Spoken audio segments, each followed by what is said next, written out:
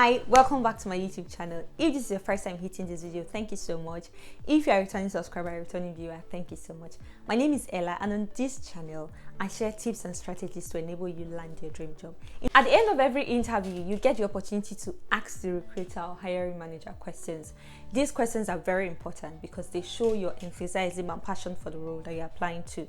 In this video, I'm going to talk you through 3 questions you can ask at the end of every interview to make you a standout candidate. Let's get right into it. I'm going to categorize these questions into 3 main categories: personal questions, difficult questions, and questions that show your interest in getting started on the job. The first is the personal question. For personal question, you could ask a question like, what do you love most about working at this company? Or what is your favorite part of doing this role? With this kind of question, you get a glimpse into the mind of the recruiter or the person that you are speaking with. And this kind of question, I've dubbed it as a personal question because they can think about it and say, right, what do I actually love about working at this company? In a recent interview, I asked this question to the hiring manager and I could see the excitement in her face and even the fact that she was startled. So I took her off her feet for just a little while because she had to think like, what do I actually love here? And for a moment there, it felt like I was the one interviewing them. But basically, asking this kind of question as a candidate, you get a glimpse into the mind of the recruiter, and more importantly, it shows that you are very detailed and you get them to think in order to give you a response. And because of that, you cannot be forgotten. You become a standout candidate. The second question is the question that shows your enthusiasm and passion for the role. So these kind of questions can be, right, within the first 6 months of being on this role, what are kind of things you would expect from me? So you could also ask this question like, if I were to join this role, this team today, what can I do to make the team more successful? With this kind of question, the person you're speaking with, whether it's the recruiter or the hiring manager, they can then talk you more about the gaps they currently have. Because always remember that whenever companies are hiring, or whenever a role is out there, it's because they are trying to fill a gap. It could be that they have more, demand for a certain thing, or they need more hands to do more tasks, as it were. With this kind of question, the hiring manager can then go ahead to tell you what gaps they currently have on the team and how you can come in to fill those gaps. It also shows your enthusiasm for the role because you're like, okay, this candidate is actually interested and cannot wait to get started. And once the recruiter or hiring manager says that about any candidate, they know, right, this person is potentially a good fit. When you ask the question in this frame, what would I do within the first 6 months, or what does success look like on this role, you're also allowing the hiring manager to tell you more about the problems that you can come on board to solve for them. And lastly, we've got the difficult questions.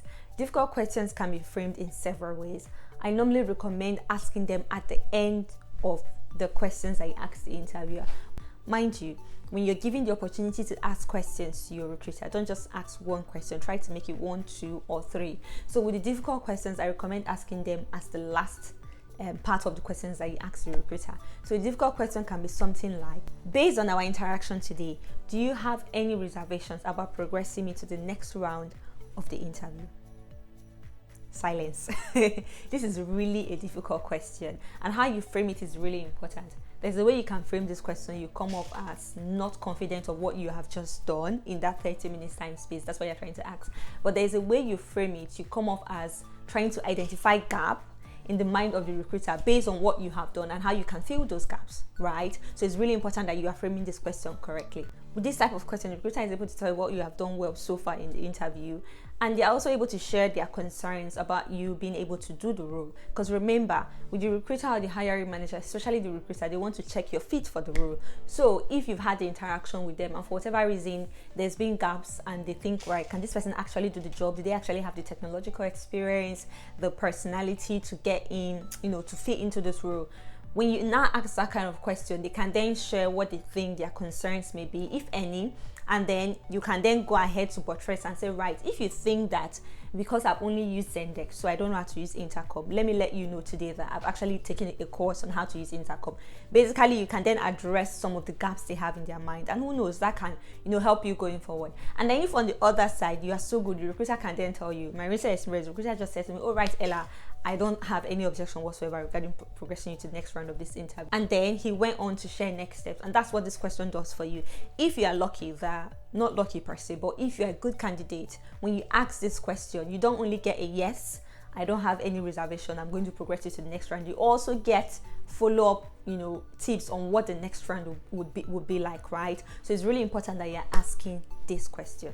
All right, my friends, this is a very short video, but I want to thank you so much for watching this video. If you are currently interviewing for jobs, you're searching for remote jobs, I've got a whole playlist on YouTube here where you can find tips and strategies on how you can search for remote jobs, on how you can prepare for interviews, and most importantly, how you can use AI to accelerate your job search in 2025. Thank you for watching this video. Please like, comment, engage, and subscribe to this channel to help the algorithm push this video to more people. Until next time, bye.